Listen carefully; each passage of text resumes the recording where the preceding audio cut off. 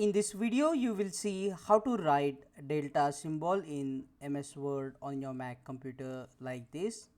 There are many ways to write delta symbols. Let's see each method one by one.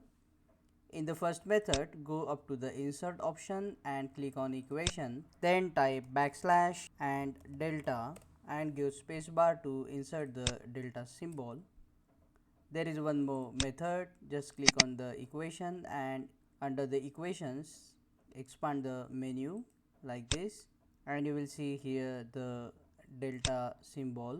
If you want to insert it, you can also press Ctrl, Command and spacebar on your MacBook Air or MacBook Pro and then type delta, and you will see here delta signs.